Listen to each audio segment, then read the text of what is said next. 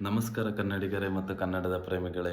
ಇವತ್ತಿನ ಎಪಿಸೋಡು ವಾರದ ಕತೆ ಕಿಚ್ಚನ ಜೊತೆ ಅನ್ನೋದು ತುಂಬ ಚೆನ್ನಾಗೋಯ್ತು. ಯಾಕೆಂದರೆ ನಾವು ವಾರ ಎಲ್ಲ ನೋಡಿ ಫ್ರಸ್ಟ್ರೇಟ್ ಆಗಿರೋದು, ಒಬ್ಬೊಬ್ಬರು ಒಂದೊಂದು ಥರ ಆಡೋದನ್ನು ನೋಡಿ ಒಂಥರ ಆಗೋಗ್ಬಿಟ್ಟಿರುತ್ತೆ ನಮಗೇ.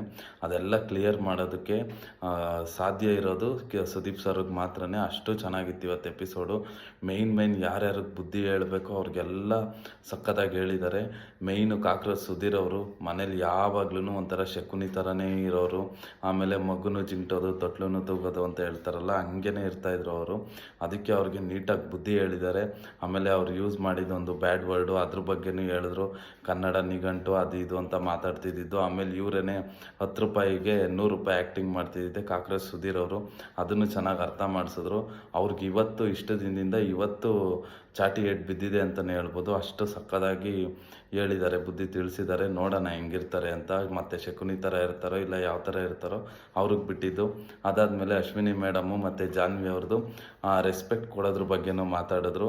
ನಾನು ಲಾಸ್ಟ್ ವೀಡಿಯೋಲ್ಲಿ ಹೇಳಿದ್ದೆ ಮುಂದೆ ಒಂಥರ ಹಿಂದೆ ಒಂಥರ ಅಂತ. ಸುದೀಪ್ ಸರ್ರು ಹೇಳಿದ್ರು ರೆಸ್ಪೆಕ್ಟ್ ಅನ್ನೋದು ಪರ್ಟಿಕ್ಯುಲರ್ ಪರ್ಸನ್ ಮೇಲೆ, ಸಿಚುವೇಶನ್ಸ್ ಮೇಲೆ ಡಿಪೆಂಡ್ ಆಗುತ್ತೆ ಅಂತ ಹೇಳಿದ್ರು. ಅದು ಚೆನ್ನಾಗಿತ್ತು.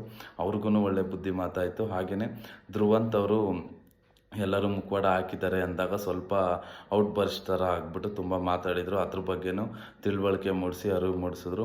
ಅದು ಬಿಟ್ಟು ಓವರಾಲ್ ಎಪಿಸೋಡ್ ತುಂಬ ಚೆನ್ನಾಗಿತ್ತು. ಈ ಪಾಸು ಮತ್ತು ಫೇಲ್ ಅನ್ನೋದು ಕೊಡೋದ್ರಲ್ಲಿ ಸ್ವಲ್ಪ ಜಗಳಗಳಾಯಿತು, ಬಟ್ ಆದ್ರೂ ಚೆನ್ನಾಗಿತ್ತು. ಇವತ್ತು ಸುದೀಪ್ ಸರ್ ಮಾಡಿದ ಎಪಿಸೋಡ್ ನೋಡಿ ನನಗಂತೂ ತುಂಬ ಒಂಥರ ಸ್ಯಾಟಿಸ್ಫೈ ಆಗಿದೆ, ಖುಷಿನೂ ಆಗಿದೆ. ನಿಮಗೇನು ಅನ್ನಿಸ್ತು ಅಂತ ಕಮೆಂಟ್ ಸೆಕ್ಷನಲ್ಲಿ ತಿಳಿಸಿ.